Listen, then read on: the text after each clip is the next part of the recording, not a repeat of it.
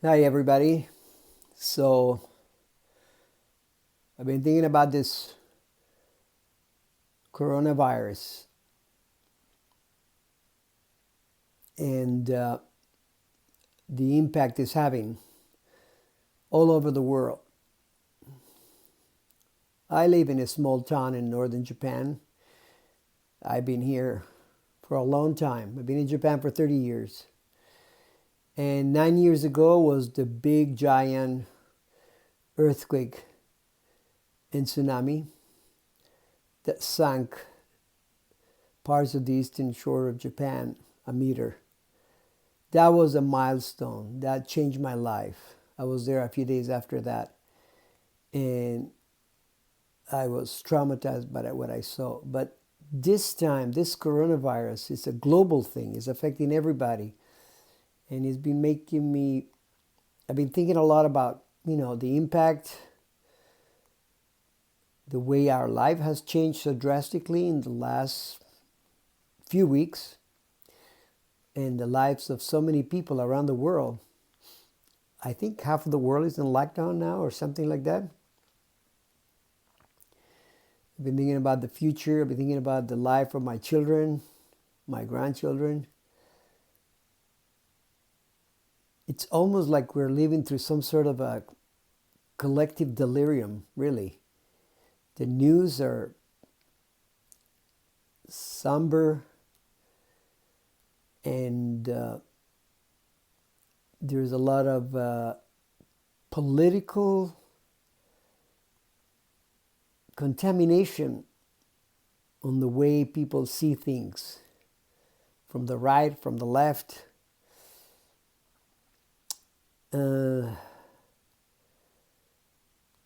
People are yearning to return to normal, but maybe this time is a good time to think about things, to pause about things, almost like resetting your system,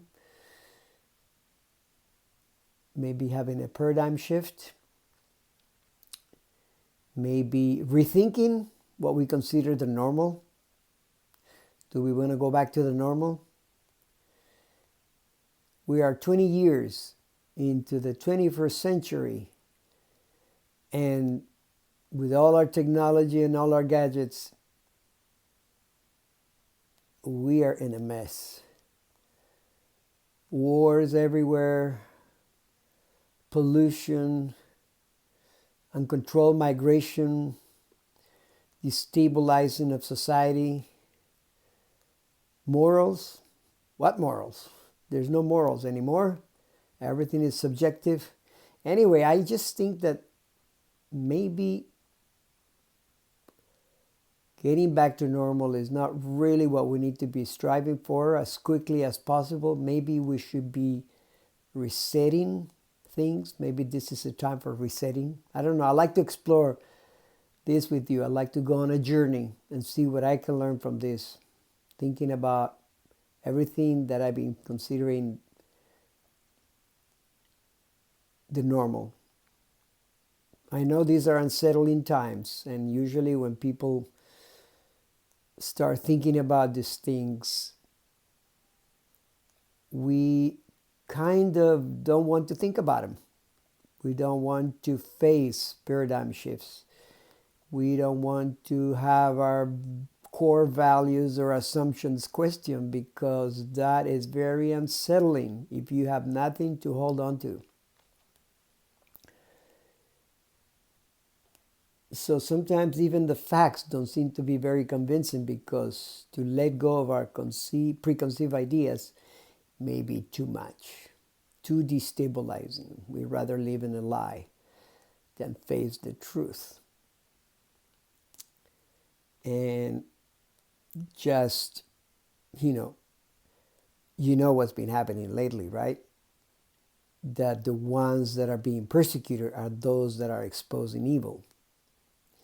And you know who am I talking about? There's a few people who have been ostracized by the main media, by society in general, and their crime was to expose crimes.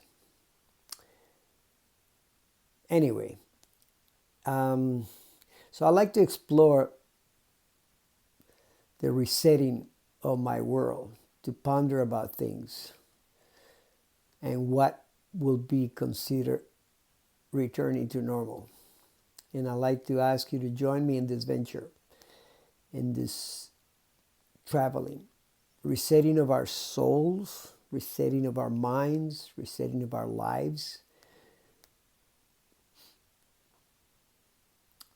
And the other day I found myself calling all my kids, one after the other, just out of wanting to know how they're doing and yearning to hear their voices, and kind of putting things into the right perspective. Anyway, so something that helps me to put things into perspective, maybe to give some reference point, is what I found in this verse in the Bible in Psalms 91. It says, "No evil shall befall you, nor shall any plague come near your dwelling. For he shall give his angels charge over you, to keep you in all your ways." So whether we live or whether we die, God keeps us one way or the other. He's victorious.